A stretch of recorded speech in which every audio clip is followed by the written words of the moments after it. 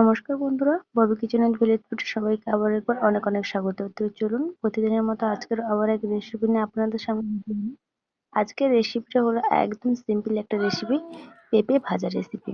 তো আপনারা হয়তো কম বেশি সবাই পেঁপে ভাজা করতে পারেন, তবু আমি কিভাবে পেঁপে ভাজা করি সেটা আজ তোমাদের সাথে শেয়ার করব। তো সবাইকে রিকোয়েস্ট থাকলো ভিডিওটি ফার্স্ট থেকে লাস্ট অবধি দেখতে থাকবেন এবং ভিডিওটি যদি ভালো লেগে থাকে চ্যানেলটা সাবস্ক্রাইব করে দেবেন। তো চলুন আমার রেসিপিটি বানানো যাক।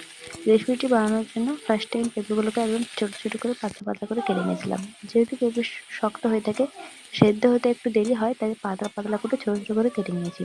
তারপর কড়াইতে তেল দিয়ে তেলটা গরম হতে শুকনো লঙ্কা ফোড়ন তেজপাতা দিয়ে লাল করে ভেজে নিয়ে তুলে দিলাম পেঁপেগুলো। দিয়ে লবণ ও হলুদ দিয়ে কিছুক্ষণ নেড়ে চেড়ে নিয়ে ঢাকনা দিয়ে দেবো, যাতে পেঁপেগুলো তাড়াতাড়ি সেদ্ধ হয়ে যায়। তবে মাঝে মধ্যে ঢাকনা খুলে এভাবে নেড়ে রাখতে হবে, যাতে নিচে লেগে না যায় বা পুড়ে গেলে খেতে তিতো লাগবে, খেতে খুব একটা ভালো লাগবে না, তাই জন্য।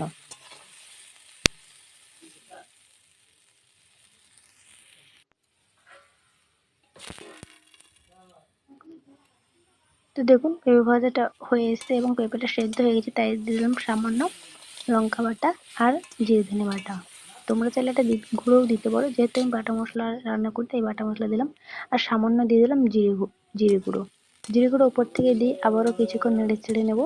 দিয়ে মশলাগুলো ভালো করে পেঁপের সাথে নেড়ে চেড়ে নিয়ে এলে রেডি হয়ে গেল পেঁপে ভাজা। এটা একটি পাতে লাগিয়ে নেবো। চলো ফাইনালি রেডি হয়ে গেল সুস্বাদু মজাদার পেঁপে ভাজা রেসিপি, যেটা গরম গরম ভাতের খেতে কিন্তু অসাধারণ হয়েছিল। আমাদের বাড়ির সবাই চেটেপুটে খেয়েছিল।